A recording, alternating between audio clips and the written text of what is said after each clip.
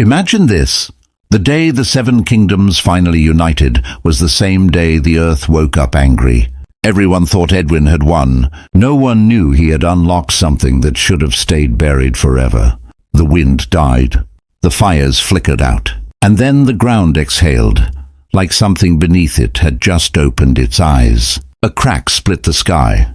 Black fire fell, and a voice echoed through the darkness. A voice no living creature should hear. It spoke one name, Edwin. Soldiers ran, torches died, and Edwin understood one thing. He didn't awaken the throne. He awakened the darkness waiting behind it. And now, to step into that forgotten age, and to meet the heroes who shaped its fate, you must follow the story to where history refuses to sleep. Episode 8. The Echo After the Awakening. The night after Edwin claimed the seventh throne was colder than any night before. The air around the united camp felt thinner, as if something massive had awakened deep beneath the earth. Even the soldiers who usually laughed around the fires now spoke in whispers, their eyes drifting to the silent kingdom behind them. Terdine, a land ruled by no king until today, a land guarded by a throne that breathed, a land that had chosen Edwin. Ragnar walked beside him, watching his every step.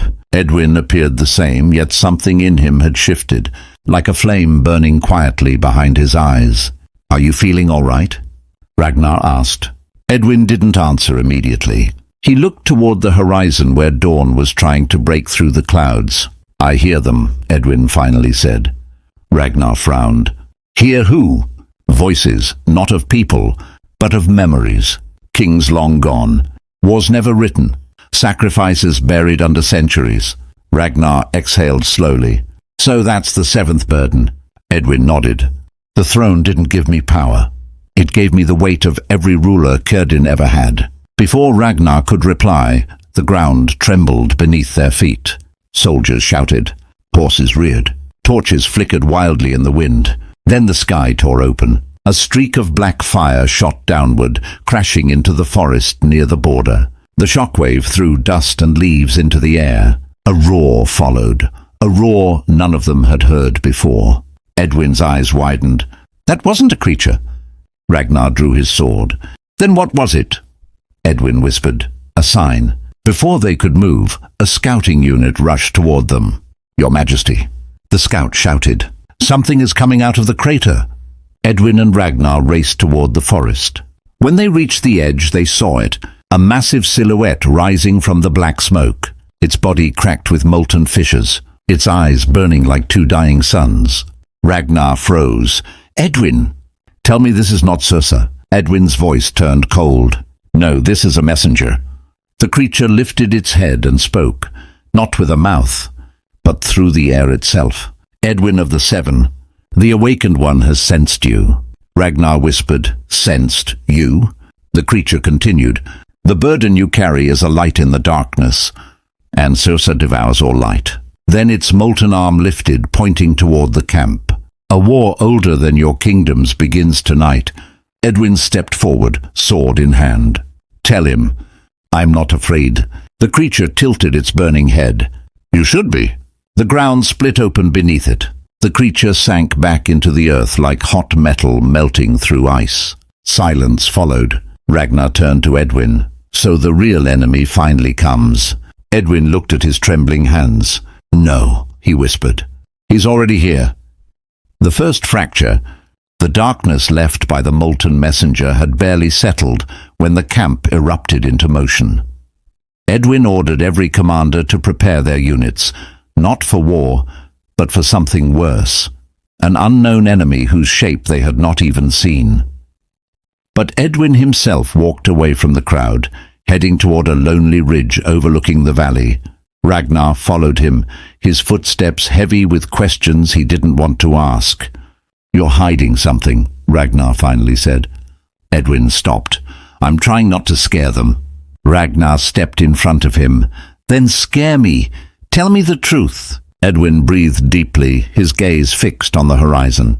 "When the throne touched me, it didn't just give me memories, it gave me visions." "What kind of visions?" "Destruction," Edwin whispered. Cities burned, soldiers falling, the sky breaking open, and a voice telling me this is only the beginning. Ragnar clenched his fists. So Cersei really is coming? No, Edwin said. He's already here. The messenger was just the first fracture, a crack in the barrier between our world and his. Before Ragnar could answer, a horn blasted through the camp. Not a war horn, a distress horn. Edwin and Ragnar ran back. Soldiers were scrambling, archers aimed at the sky. Children from nearby villages ran toward the camp, crying. A captain shouted, "Your Majesty, something is happening in the northern sector." "What happened?" Edwin demanded. The captain pointed toward a distant hill. At first it looked like fog rising, but it wasn't fog. It was a shadow, tall as a tower, shifting like a living storm. It moved in complete silence, swallowing the ground as it drifted toward the northern guard post. Ragnar whispered, "Not again." Edwin's voice sharpened. "All units, defensive formation. No one engages alone." They mounted their horses and charged toward the hill. By the time they reached the northern post, it was already too late. The guards at the tower were frozen in place. Not dead, frozen, turned into statues of grey ash. Their faces were still twisted in silent screams. Ragnar looked horrified. "What in the God's name is this?" Edwin stepped closer, touching one of the ash statues. It crumbled instantly. A gust of wind scattered the remains. Edwin whispered, "This is Cersei's shadow, the first wave of his reach." Then they heard it, a sound like thousands of whispers overlapping, sharp, cold, echoing from all directions. The soldiers shivered, unable to tell where it came from. Then one voice rose above them all, not loud, not angry, calm, slow, terrifying. "Edwin!" Edwin stiffened. That voice had haunted his visions. "Cersei!" The whisper circled the hill, twisting like a snake through smoke. "You carry the burden of the seventh, yet you still stand in my path." Ragnar shouted, "Show yourself!" The whisper replied, "Not yet. You are not worth my presence." The ground beneath them cracked. Dark tendrils crawled out, slithering toward the soldiers. Edwin raised his sword, slicing through one, but it only split and multiplied. Ragnar yelled, "Fall back! Fall back!" The shadows surged forward. Edwin grabbed Ragnar's arm. "Retreat to the main camp, protect the civilians." Ragnar stared at him. "What about you?" Edwin looked into the heart of the swirling darkness. "I'm the one he wants." Before Ragnar could argue, a burst of shadow swept across the hill, knocking him backward. Edwin stood alone, facing the darkness.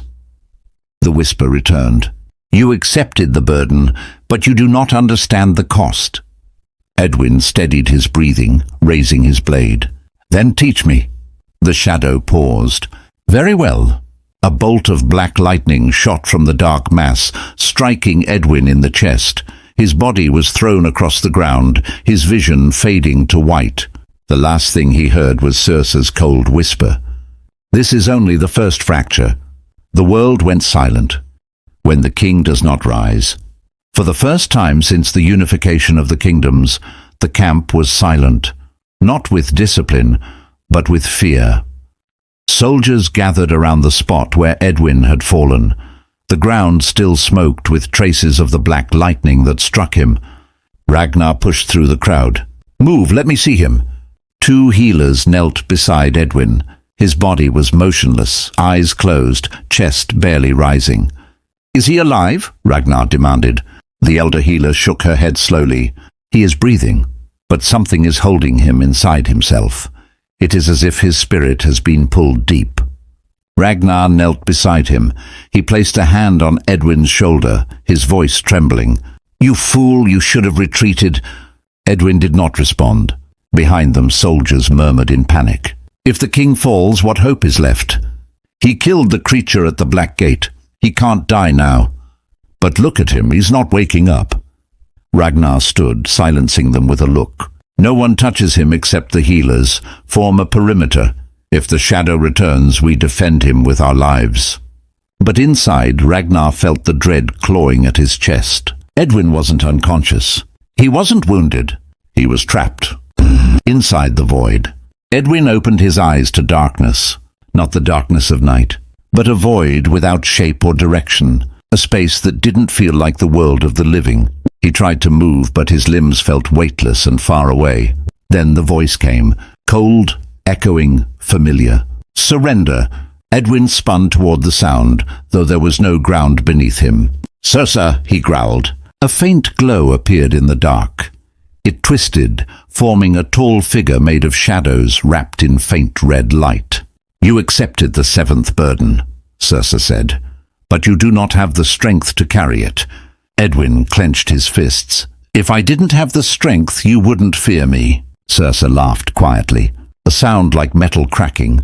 I do not fear you, but I fear what you may become if you learn the truth.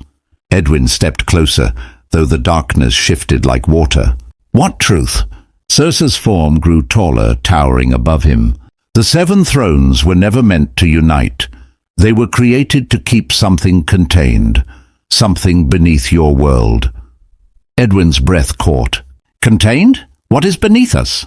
Cersea's voice dropped to a whisper. A prison, and you have just opened the first lock. Edwin's heart pounded. If I am truly a threat to you, then let me out. Face me in the real world. Cersea shook its head slowly. No, I will break you here. In this place, your body weakens while your mind shatters.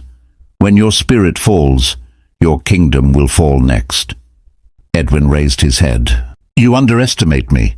Cersea extended a hand. Shadows shot toward Edwin, wrapping around his arms and throat. A crushing force dragged him down into the void.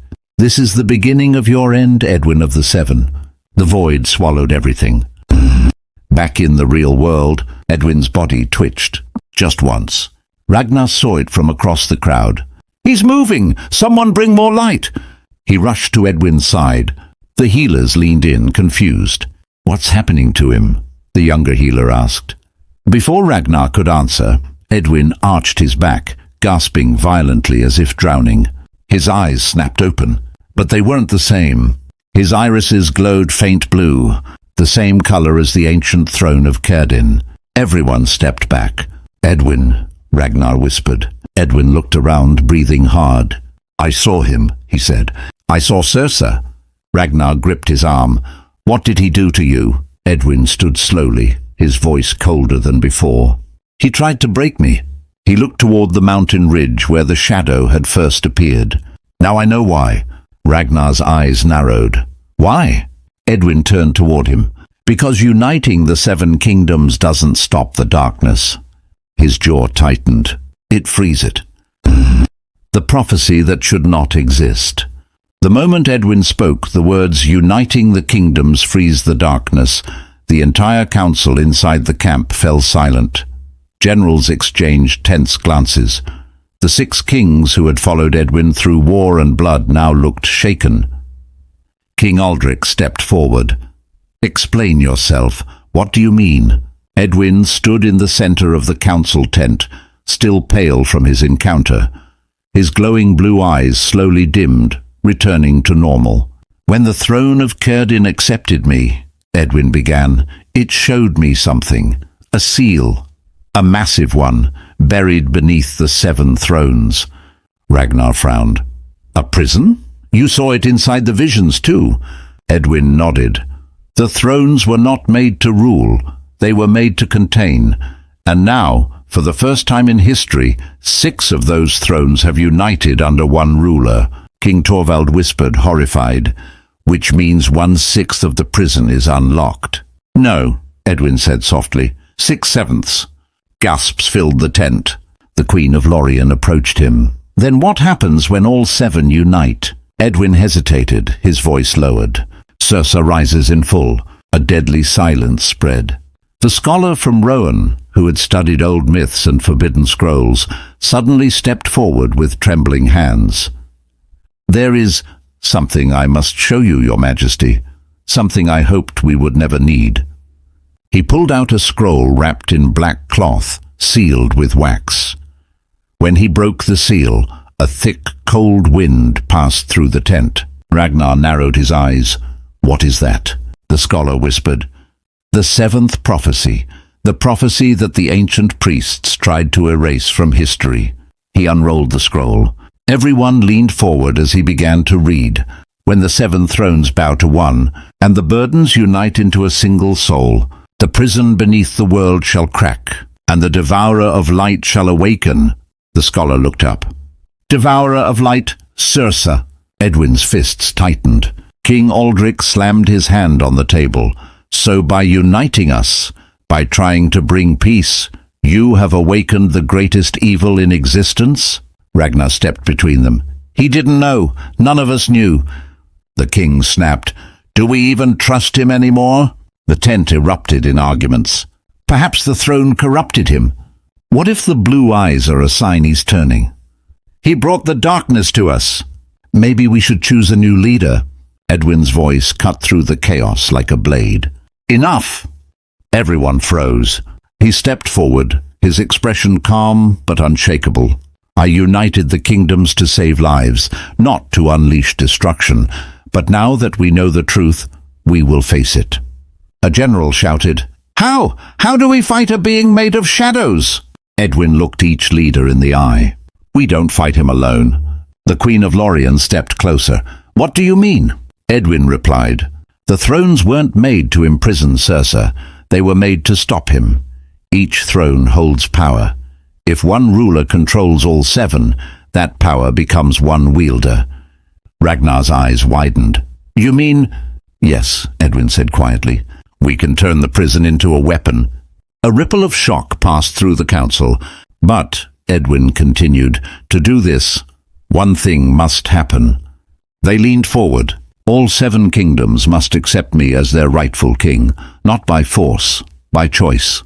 King Aldric stared. So we surrender our crowns? Edwin nodded. Not surrender, join. If we don't, the darkness consumes us all. The tent went quiet. This choice would change the world forever. Before anyone could answer, the ground trembled. A horn blasted. A soldier burst inside. Your Majesty, a massive shadow is approaching from the east, bigger than anything we've seen. Ragnar grabbed his sword. Cersei's second wave. Edwin's eyes hardened. No, this is something worse. The second shadow and the choice of kings. The eastern sky darkened faster than any storm Edwin had seen.